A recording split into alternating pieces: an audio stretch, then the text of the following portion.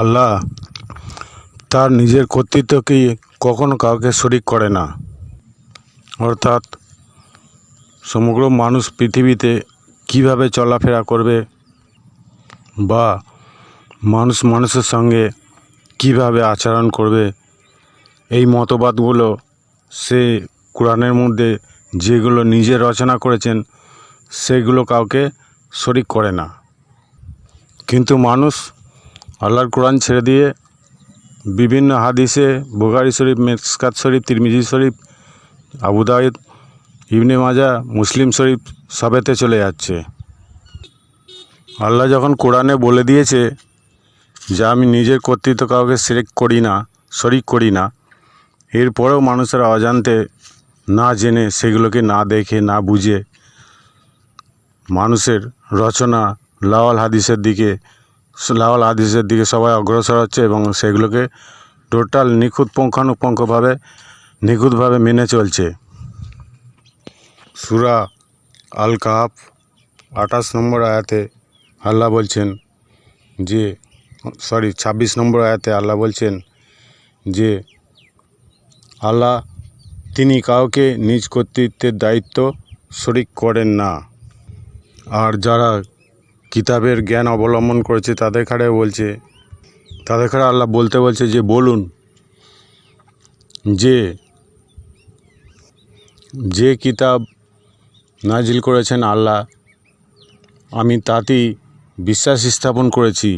আমি তোমাদের মধ্যে ন্যায় বিচার করতে অধিষ্ঠিত হয়েছি। সূরা আনাম 155 নম্বর আয়াতে এটি এমন একটি গ্রন্থ যা আমি অবতীর্ণ করেছি, খুব মঙ্গলময়।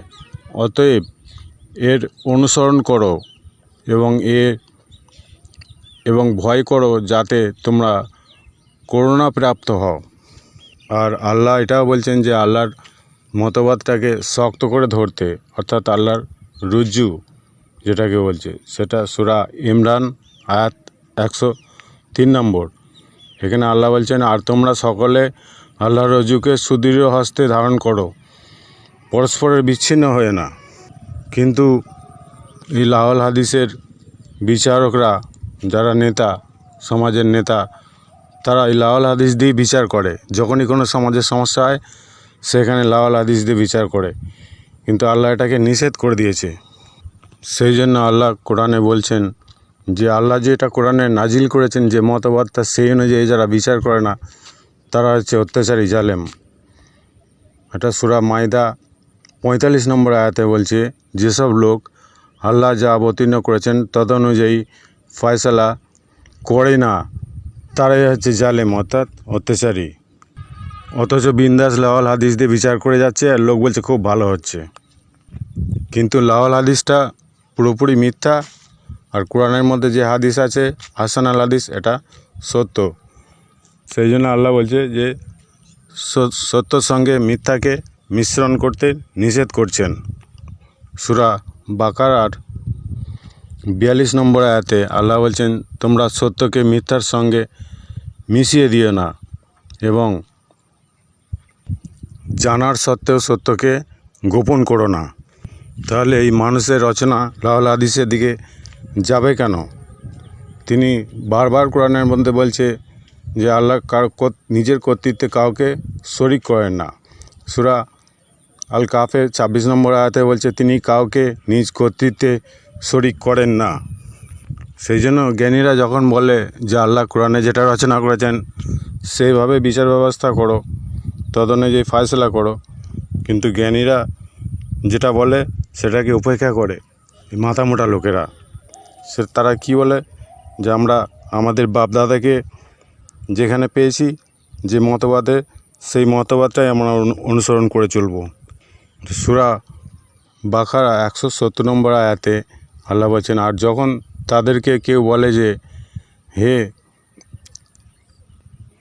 অবিশ্বাসীরা, তোমরা সেই হুকুমেরই আনুগত্য করো যা আল্লাহ তাআলা নাজিল করেছেন, তখন তারা বলে কখনো না, আমরা তো সেই বিষয় অনুসরণ করব যাতে আমরা আমাদের বাপদাদাকে দেখেছি, যদিও তাদের বাপদাদারা কিচ্ছুই জানতো না সরল পথও। তাহলে ইসলাম মানে হচ্ছে শান্তি, সেটা হচ্ছে আল্লাহর রচনা কোরআনের মতবাদ অনুযায়ী যারা চলবে তারা একমাত্র শান্তিতে থাকবে। আর যারা আল্লাহ আল হাদিসকে অনুসরণ করবে, তদ অনুযায়ী বিচার ফাইসলা করবে, যে মানুষের সঙ্গে আচরণ করবে, তারা হচ্ছে বেঈমান। সেই জন্য আল্লাহ বলছেন সূরা বাকারা 208 নম্বরে আয়াতে, হে ঈমানদারগণ, তোমরা পরিপূর্ণভাবে ইসলামের মধ্যে ঈমান নিয়ে এসো, ইসলামের মধ্যে অন্তর্ভুক্ত হয়ে যাও এবং শয়তানের পদাঙ্ক অনুসরণ করো না, নিশ্চিত রূপে সে তোমাদের প্রকাশ্য শত্রু। আর যারা প্রজ্ঞা অনুধাবন করে আছে, অর্থাৎ প্রকৃত জ্ঞানী, তাদেরকে আল্লাহ বলছে যে বলুন,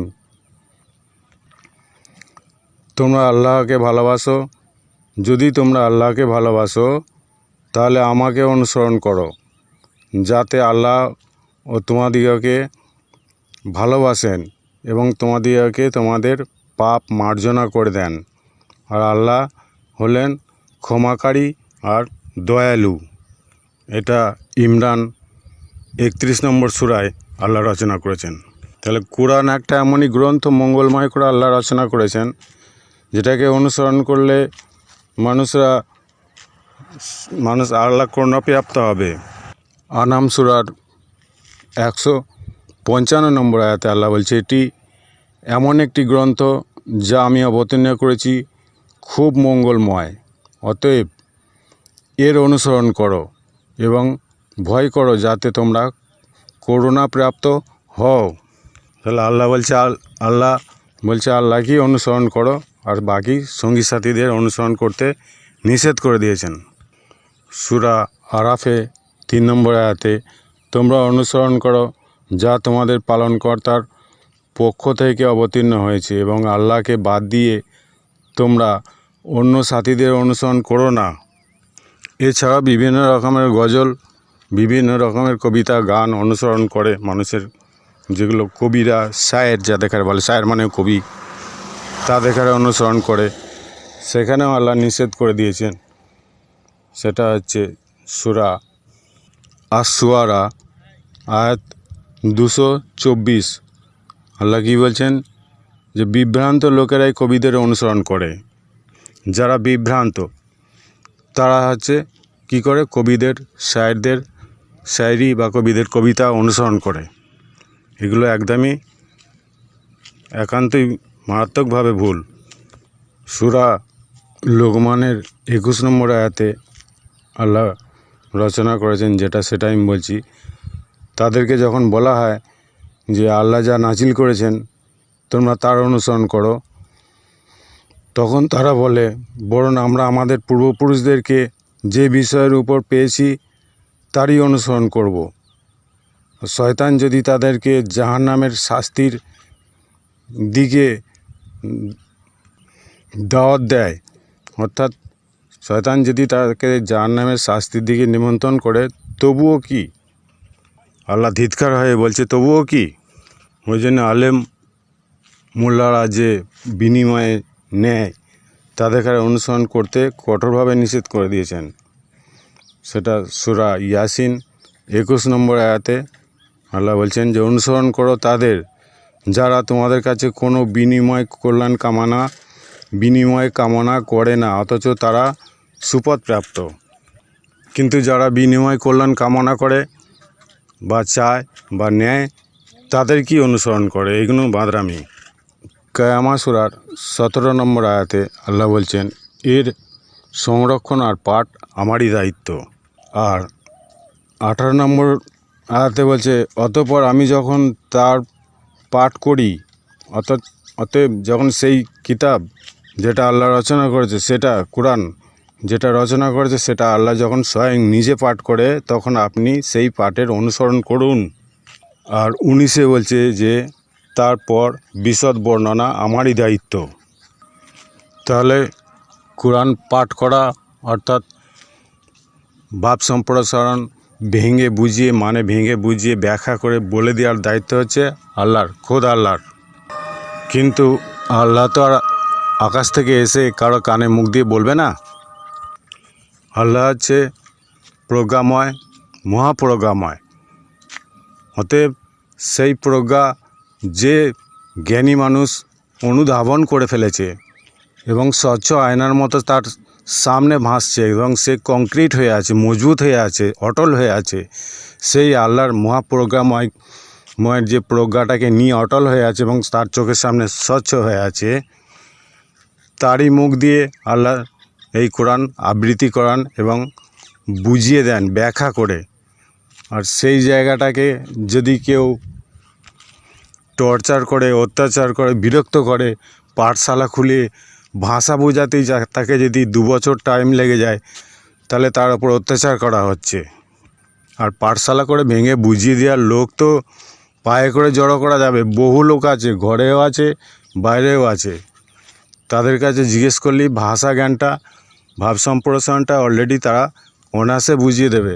তাই বলে এই নয় যে প্রজ্ঞাকে ধামন করে বসে আছে সে একটা মহাজ্ঞানী, তার মুখ দিয়ে আল্লাহ কোরআন বার করেন, সেই মানুষটাকে অত্যাচার করে, টর্চার করে আবার ঘুরিয়ে বদনাম দেওয়া হয় তাকে, যে আমিও যেভাবে কষ্ট করে শিক্ষা নিয়েছি আর আমি আমার ছাত্রদেরকেও সেইভাবে কষ্ট করে শিক্ষা দেব।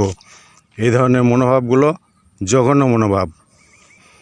অ্যাকচুয়ালি অপরাধ তো সে নিজে করে বসে আছে, কিন্তু সে নিজে জানেও না এটা যে আমি কত বড় অপরাধ করেছি, এবং সেই অপরাধের ক্ষমা যদি সে চেয়ে নেয় তার শিক্ষকের কাছে, তবেই সে ক্ষমাপ্রাপ্ত হবে, নচেৎ সে গুনাহগার হবে।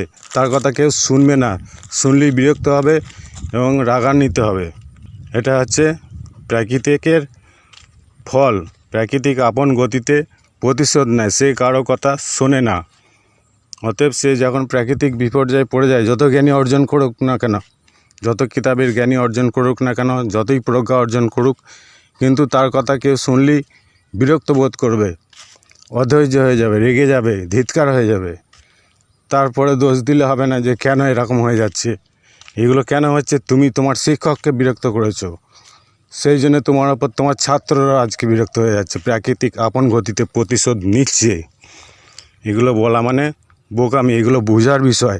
এগুলো আগের ভিডিওতে বলেছি, কিন্তু অনেকেই হয়তো বুঝতে পারেনি। আবার এই ভিডিওটাতে আমাকে বলতে বাধ্য হয়ে যাচ্ছে, লজ্জার মাথা খেয়ে আমাকে বলতে হচ্ছে। তারপরেও যদি না কানে পানি না ঢোকে, তাহলে এর জন্য দায়ী কিন্তু সে স্বয়ং নিজেই, সেটা যেই হোক না কেন।